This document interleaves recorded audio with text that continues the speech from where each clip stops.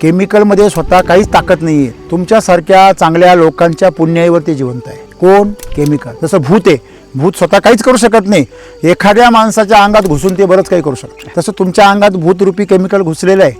ते बोलतंय हा माहोल असा आहे, तो माहोल बदलावा लागेल आणि तो तुम्हीच बदलू शकता. आणि जर बदलला तर आनंद तुम्हालाच आहे, आणि नाही बदलला दुःख सुद्धा तुम्हालाच आहे. आणि तुम्ही जर माहोल बदलला तर तुमच्या पंचकृषीमध्ये तुमचं नाव होईल. किती दिवसांनी फवारणी मारतो तुम्ही ह्या दिवसात? आपल्या महिन्याला एखाद्या वेळेस गरज आली आठवण तर आली गरज तर भासली तर केला कर.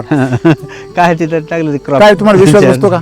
नाही बसत ना, आणि तो बसू पण नाही. 5 दिवसाला फवारणी नाही. पाहिजे, तरी लोक परेशान आहेत. परेशान आहे ना, तुम्ही फवारण्या करता म्हणूनच परेशान आहे. केमिकलमध्ये ही समस्या आहे का तुम्हाला असं वाटतंय की नाही आम्ही योग्य दिशेने काम करतो? तुम्ही रोगावर काम करता आणि तुम्ही कशावर करताय? पोषणावर. मला सांगा, औषध खाणारा पैलवान होईल की खारक खोबरं खाणारा? मग तुम्ही काय देताय? म्हणजे तुमची दिशा जी आहे काम करण्याची ती काय आहे? चुकीची आहे. आणि रोग हा कमजोरीमुळे येतो, हे लक्षात ठेवा. तुमचा सगळा खर्च कुठं करा? मातीवर करा. तुम्ही आता जो खर्च करताय, तुमचा एका झाडावर खर्च किती होतोय? 500-550 रुपये. तुमचा खर्च किती होणार आहे याच्यावर?